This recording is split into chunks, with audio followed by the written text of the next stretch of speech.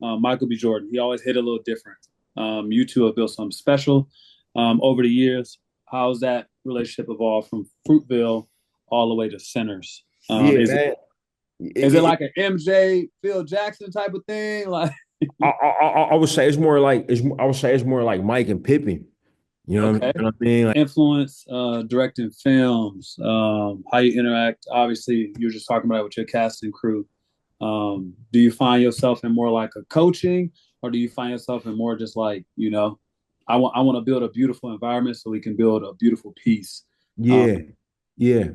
I think I'm definitely yeah, yeah, it's more of a coach type situation, you know what I'm saying?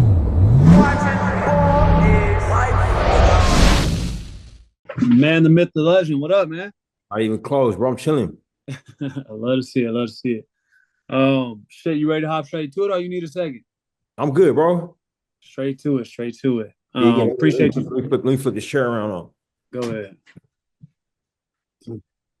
Oh, appreciate you taking the time, man. I've seen it twice. I've told just about everybody and anybody who will listen. I think it's one of the best movies I ever watched in my life. So, Come on, bro. uh, That's incredibly kind of you to say, man. man, it's real. Kind or not, it's real, bro. It's Right crazy. on. Right Uh, on, bro. I mean, like I'm not gonna lie, we put our all into it for sure. You know what I'm saying? But it was with the intention of giving people like a good time at the movies, bro. You know what I'm saying? Like that was what it mattered to us the most. Is like just making some folks could go see with their friends in a packed house, room full of strangers. You know what I'm saying? And just have a good time at the movies, bro. Like that's what me and my wife Zinzi, she produced this movie. But bro, our first day was at the movies. You know what I'm saying? yep. I thought was what we was on, and like that cinematic experience, bro. Ain't nothing like it when it's right, you know. Um, and we coming off of the pandemic, obviously, bro. That um a lot of people lost their lives, and a lot of cultural habits was changed. You know what I'm saying? Um, by that, and then right after that, my industry had two kind of backbreaking labor disputes. You know what I'm saying? Like Yep. where kind of all stemming from streaming, to be honest with you, and um which was a lot of money got dumped into that, before, during, and after the pandemic, you know, and people got in the habit of like watching really great stuff at their house. You know what I mean? Like people, got bought bigger TVs, bigger Yeah. sound systems. You know what I'm saying? It's like, man, what the hell I'm gonna leave? You feel me? I'll pop popcorn right Facts. here and watch, you know what I'm saying? Watch whatever, you feel me? And I can change it if I don't like it, but that habit, the habit of going out to the movies, it atrophied. You know what I'm saying? Like I think folks started debating it, man. Maybe it's more trouble than it's worth. But for us, where we come from, like as filmmakers, we got to give y'all something that's worthy of leaving the house. You know what I'm saying? That's what we was That on. part. You know, like we was on giving people something that like the IMAX experience, the big Man. premium format experiences, and the things you just can't get at home. You'll never build an IMAX in your house. You know, so I don't care who you are. You feel me? Yeah. Like, Yeah. That's a you fact. That's a fact. I watched it on second time. Watched both was IMAX. Second time was the 70 millimeter. And man, it didn't disappoint. It didn't know, right disappoint. on, 70 right on. millimeter was crazy, bro. Oh, you Um, liked it? yeah, bro. OD, OD. Yeah, right on. Every, everything I did was perfect. But I'm gonna jump right into it because I don't want to keep you too long. I know you're a busy man. First question. There are so many layered themes throughout Sinners, from guilt, redemption, community, accountability. Is it fair to say you were giving us a message, but intentionally leaving space for us to interpret, in our own way? Talk me through that real quick. I mean, I think like for me, I'm trying to communicate more than anything a feeling. You know, when I was first getting started at filmmaking, I was thinking about like what's my theme, what's my thesis, what argument am I trying to make about the world? What am I trying to get across? But as I have gotten older and more experienced, I'm realizing that, you know, there's a certain respect that you have to give your audience, especially in today's age, man, the information age, where people have so much information available to them, and you know, and if somebody wants an opinion, what I'm saying, on the world or a statement, they got a lot of places they can go to get that now. You know what I'm saying? You can go to YouTube, you go to podcast, you can go, turn on whatever. So for me, what I'm more interested in now is I'm definitely picking some ideas I want to explore, but more than anything, I'm trying to communicate a feeling. You know what I'm saying? And I'm trying to communicate a feeling through film language. And give folks an experience, a visceral experience. You know what I'm saying? I Uh, feel that. I want to build up uh characters that feel both mythic and like people who you will meet any day. You know what I'm saying? Um, and I want to put them in situations that are heightened. You know what I'm saying? Um, with stakes that are clearly defined and heightened. You know what I mean? Yeah, Um, and from now, I want to communicate, of whatever feeling I'm interested in. You know what I'm saying, or that I'm feeling at the time while I'm making it. And if I can have all of that, then I think the audience will react to it. And in this day and age, I think people are sharp enough. You know what I'm saying, that they can kind of draw their own conclusions. You know what I'm saying? I Um, agree. yeah. I agree. I had a couple debates about it too with a couple friends, and um, everybody loved it. Even in theaters after the movie went off, man, the two times I've seen it, everybody stuck around for end credits, a round of applause, and standing Oh ovations. wow. It's I know I literally wanted to go again just to see what other people would see and feel, and like the Yeah. fact that everybody is seeing and feeling the same emotions and the same reactions after is it's hard to get a round of applause and standing ovation and whoo and all that at the end of the movie. It's hard to get those. So Yeah. and I'm not even in I wasn't even in the inner city when I saw it. First time, yes. Second time I was in Irvine, Orange Okay. County, Oh, you went to California. Irvine. Wow. How was that? Man, beautiful. I ain't never seen so many black people in Irvine in my life. Yeah. So Yeah. just to say That's great, bro. it brought us out of the woodworks into a place we're not used to was dope, man. That's Super great. dope. Yeah, so you hit home with a bunch of people. Um, Yeah. I'm gonna go to the next question though. I don't want to stick on that too long. For this film, what conversations do you want to spark within the culture? You clearly wanted to make a statement on different cultures, so to Yeah. speak, since every culture was in our and dance styles was in it. Yeah. What do you feel on that? Yeah. I mean, what I discovered in my research was that, blues music, the Delta blues music, was arguably the most important artistic contribution that our country has ever made to the world. You know, and um, and it's known that you know, the United States is a combination of a lot of different people from a lot of different places, including those that were essentially the first human beings here. You know what I'm saying? Mhm. Um, and uh, everybody, with the exception of the folks that was already here, kind of brought pieces of that culture, with them. And these cultures bounced off of each other, in ways that were pleasant and unpleasant, right? You know what I'm saying? To kind of form, what we think of uh,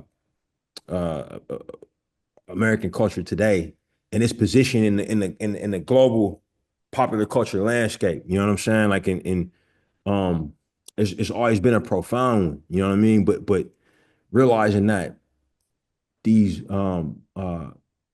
enslaved, forcibly removed Africans that were in this specific region of the Mississippi Delta at this time created this art form that penetrated the time space continuum so crazily that today's popular music we listen to is still a version of that. You know what I'm saying?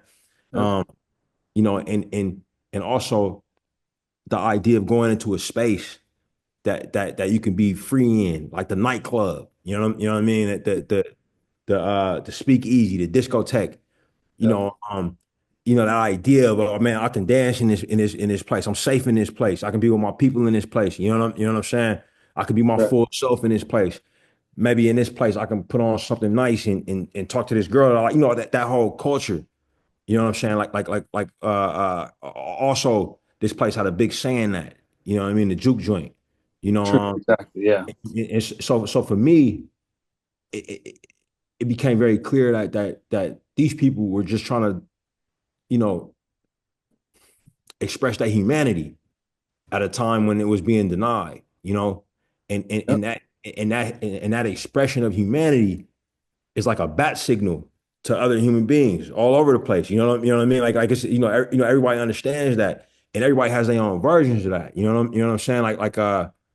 And in cultures where they being suppressed, as human beings have the awful habit of doing to each other. You know what I'm saying? I agree. That bat signal can be even stronger. So much to the point that you play Irish folk music for a black person in America, you can't help but to move your feet to Man. it. You know what I mean? You can't help it. Like you know what I mean? When I was a kid, bro, it was a Disney Channel movie came out it was called Luck of the Luck Irish. of the Irish was the joint, man. Bro, the way that movie was loved in the hood, bro. People would never understand. And for me, working on this movie, I realized what it was, bro. You know what I'm saying? Like Yeah. African Americans and Irish folk are kind of kindred spirits. Yeah. You know what I'm saying? Like in um, the music is in conversation with each other. The movements, the history is in conversation with each other. You know what I'm saying? Yeah. Um, and oftentimes in this country, uh, uh, we were pitted against each other. You know what I'm saying? But when you really look at it, it's so many commonalities, bro. You know what I'm saying? And Yeah. so in the movie, I wanted to explore that and heighten that juxtaposition. You feel me? Got you. Got you. Beautifully said. Beautifully said. You did that, bro. All Um, right. next one's kind of a two-parter. Um, I know that the viral post going on right now is the Sugar Shack post compared to Yo scene.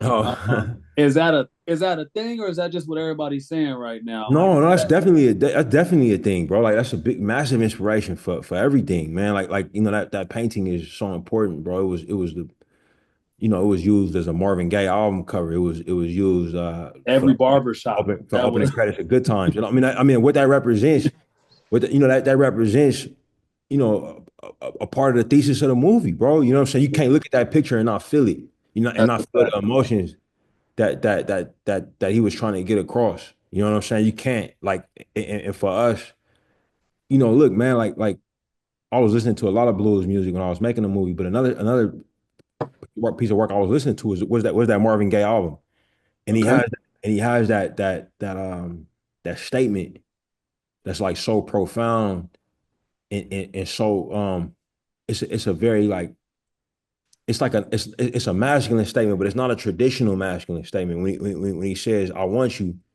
but I want you to want me too. Like got that you. that concept Yeah, for me was so I kept coming back to that thought, like with all the characters, but specifically the vampire, the master vampire. man, he Oh, bodied that role, bro. oh yeah, Jack O'Connell. Yeah, yeah. He bodied that role. Terrific actor. Even when he got outside and they got the Irish stepping, I'm in the theater like, nah, this Ready is to whack go, right here. huh? I'm in the theater like, this is a banger. Yeah, yeah. So no, You that gotta was get you gotta get fire. the soundtrack, bro, because Ludwig did some genius on the soundtrack, bro. Like on that song. Cause we were listening to me and him, bro. We went on a blues trail and like I'm from the Bay Area and we bump southern music, you know what I'm saying? Like just as much as Yeah, we bump our own. It's always been that way. Uh but I always I always loved 3 6 Mafia. You know what I'm saying? Like anything out of Memphis was like, we was like shooting that straight into our veins where I'm from, you know what I'm saying?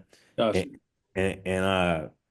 and it hit me like a ton of bricks, bro, when I traveled there and I realized that Memphis is so close to the Mississippi Delta. You know what I'm saying? Like it's literally right there. It's Yeah, like an arbitrary line. arbitrary state line, but it's kind of the same people. You know what I mean? Like, and it's kind of, that Memphis sound is kind of an extension of the Delta Blues and Clarksdale. You know what I'm saying? Um and he does something so interesting because we was listening to a lot of Young Dolph, a lot of 36 Mafia while we were listening to that Delta Blues stuff when we were talking about the sound of these characters. Yeah. And, and on that Rocky Road to Dublin soundtrack, the song, he brings the 808s in like how they used to bring the 808s in for Juicy J. Mm-hmm. You know what I'm saying? Like he Yep. brings the 808s in for these Irish singers, these dudes that's in the High Kings. Mm-hmm. Like so it's Jack O'Connell's verse, and then the real Irish singers come in almost like a feature, and the 808s come in with them. It's crazy. Like there's a crazy thing in your Yeah. brain. But like when if you come up listening to black music, it's incredible. Yeah, that's the debate I was having with somebody today. The way I mix music, Yeah, even when it ain't no words going on and it's just a sound, you was yeah, mixing like rock with like it's crazy how it all came together. And I'm just yeah. picking up on pieces. I'm a big movie goer, so it Oh, that's just what's up. you killed that, bro. Yeah, yeah. I Okay, see. I see that Batman the animated series Joker behind you, bruh. man, I, that's I, think- that. I see. It's Hannah Mark Hamill. Man, I watch so much different stuff, bro. Yeah, and, We and could you be and on a you and you call. got a Stone Cold Steve Austin shirt on, bro. You was on that WWF too, okay? You right. I'm 36, so I Oh, grew so up you with 2 years younger than me? Yeah, yeah. So we on the same. Ultimate Yeah. Warrior, all that. Oh Jake the man, the Snake. ultimate. Oh man, Come on, man. That's why I the grew up. player. So great times, great times. And what? Hey. Oh man. Oh, but nah. So I'm gonna head to my next question. I know you ain't got long. Visual approach to this film. Everybody talking about obviously how good it was. Um, was it always in the script? How did you shoot it, and how long did it take to get it right? Let's see for the for that musical scene. Was that always what it was? How long did it take to get it right? Like even the transition from when they're in the barn to when you point up to the flares of the fire in the air and you come down to the outside, and then that's like the vampires look. It was so much in that moment. Like I just want to put that in perspective for people watching the transition of that. Like, did that take Yeah. a while? Was that a lot? Um. Yeah. I mean, it was always I wrote it in the first draft of the script. And it was much more. It was specific and yet broad the first time I wrote it. You know what I'm saying? It, and everybody got really excited about it. All the department heads and I've been working with these department heads for the most part, bro, for some of them for 10, 15 years, bro. You know, and Ludwig was real excited. You know what I'm saying? Like he was real fired, and he's done a lot of things. So it's kind of hard to get him. It's hard to get him like real excited. You know what I'm saying? That's why I know we got something special when he's Yeah, like when he's fired up. But Zenzi was fired up. My producer Sev was fired up. You know, and Ruth Carter was. I think Ruth Carter was the most fired up about it. Who does our costumes? So I knew we had something, and you know, like we spent a lot of time, man. Like I worked with Akaman Jones, who's a choreographer I met through Chadwick on the first Black Panther. He did the choreography for the funeral procession on Panther 2. He choreographed the whole movie for me. All of the movement was done with him. He's most known as Usher's choreographer. He's with Usher, you know, most of the year, okay. and just an incredible artist, bro. And we had to figure out the musicians, the dancers. We had to figure out the music, and it was all happening live, man. Like so we had a couple rehearsal days leading up to it.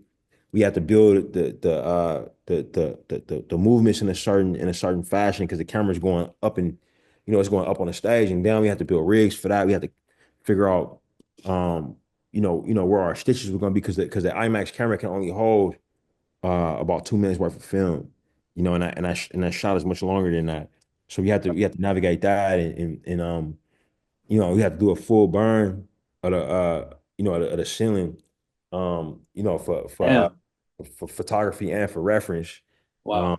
and then we had to do uh, a really cool dolly system to pull back over, over on the reveal. But it took a lot of coordination. But I mean, like these are real. We had a rock solid crew, bro. Both my department heads and our local New Orleans crew. You know what I'm saying? Like it was just, everybody there was legends, bro. Yeah, And everybody there was excited. You feel me? So that's it was, crazy. it was, they was happy to have the challenge, man. You know what I mean? I love that. I love that. I love that. What's crazy too, Um, bro, yeah, is the outdoor scene, the outdoor section of that, we shot the same night as a step dance scene. wow, It's in the same spot. So it was like wow, a all night of doing this, like it's almost like spiritual, like ritualistic, you know what I mean, movement work yeah, with the IMAX camera. One of my homies pulled up, and it's one of my childhood friends, man. His name's D'Lo. Big shout out to D'Lo. And he works at our company now, and he had not read the script. He had no context. He just visited that night. And the first thing he said to me is, y'all in here conjuring. Y'all conjuring spirits." Like that was what he said when he saw what we was doing. that's He, crazy. he had no reference to the screenplay. He had no what was going on. You know what I mean? He was like, "Bro, what is this movie?" You know what I'm saying? Damn, You know, not just off the top of the head. yeah, That's crazy, man. yeah, Crazy. Um, I know a lot of people probably weren't about this. Obviously, all the cast did an amazing job. But we all got to ask. We want to know Michael B. Jordan. He always hit a little different. You two have built something special over the years. How's that relationship evolved from Fruitville all the way to Sinners? yeah, Is it man. is it like an MJ Phil Jackson type of thing? Like, I would say I would say it's more like Mike and Pippen. okay, You know what I mean? You know, yeah, we just kind of know, we just kind of know what the other one needs, and we got a specific rhythm, um, and I think like we've become like friends and a part of each other's lives, and we know what's important to the other one outside of filmmaking. You yeah, know what I'm saying? Like I know what's happening with his sister and his brother and his mom, and you know what I'm yeah, saying? And like where we really click is that's what matters to us. You know what I'm saying? Like the filmmaking is obviously our calling, and it's our career, but it's all in service of the family and the community. You know what I'm saying? And that's what we talk about. We link up, man. And it's like, man, how your mom? Okay, boom. That's what's going on with your mom. Okay, what's going on with pops? All right, what's going on with your sister, man? How your y'all niece and nephew? family, man. Yeah, Y'all like, family. yeah. So it's that, and bro, and you know what I mean. Like we try to move through the world the same way. You know what I mean? Like leading with kindness. You know, Yeah, leading that's leading rare. leading That's with rare, love, bro. and our industry, bro. Unfortunately, it is, man. Especially for him being a movie star. You feel me? Like, so I know. All right, I work with Mike. My number one on the call sheet is gonna treat everybody with dignity. He's Yeah, gonna talk. He's gonna talk to the assistants. He's gonna talk to the producer the same way that he talks to the AD. He's gonna know people's names. He's gonna respect women on set. You know what I'm saying? Like all of these things. And that's gonna establish. With me and him coming with that, that's gonna establish what kind of set we have. Now everybody gonna bring their best self. yeah. You know what I'm saying? They're most professional, so I'm gonna get the best out of everybody. You feel me? You know, it's hard to work a different way once you work like that. You know what makes sense? I agree. It's pleasant and it make the work environment way better, man. It make Yeah, life better. It make life better. It's hard to 100%. find genuine people nowadays, man. Everybody kind of looking to undercut you in some way, some fashion. Yeah, unfortunately, yeah. Um, okay. Talk a little bit sports background, influence, directing films, how you interact. Obviously, you're just talking about it with your cast and crew. Do you find yourself in more like a coaching, or do you find yourself in more just like, I want to build a beautiful environment so we can build a beautiful piece. Um, Yeah, yeah. I think I'm definitely yeah, it's more of a coach type situation, you know what I'm saying? Like in that if I'm doing my job right, when I'm putting the team together, and uh you know, I'm hiring people that do what they do much better than I ever could. okay. You know, um, but I have to be able to communicate with them, speak their language, so that I can get what I'm after, and they can get the film inside of them. You know what I'm saying? And they can deliver it. The best situation is when everybody feels like it's their movie. I found. You know what I'm saying? My cinematographer is thinking about the movie. Not I gotta get Ryan's movie right, but it's we gotta get my movie right. You know what I'm saying? Like the movie is inside of this person. Like um and when they say my movie, when they think of their movie, they think of the same thing that I'm thinking about. You know what I'm saying? It's on me to like really make sure they understand what it is we there to do. Um and and and I found that it is a lot like coaching in that aspect of it. You know what I'm saying? I've had good coaches, I've had bad coaches. You know what I'm saying? And I know what it's like to be on the other side of That's the fact. of That's a a bad one. I know what it's like to be on the other side of a great one. You feel me? that's a fact. You definitely work harder for the good ones. Last question, and this is just one of the homies' questions. We trying to figure. We was having a debate earlier where the Asian people fit. Like you kind of put them in the middle of that story, so to speak. Because they Yeah. kind of talk to me a little bit about that, and then we can let you go. Oh yeah, man. I love that you asked that. In this film, you know, they are a part of this community, you know. And there was a lot of conversation about, like where did they fit into the, obviously, um, uh, they were Chinese American, and they owned grocery stores, in the Mississippi Delta.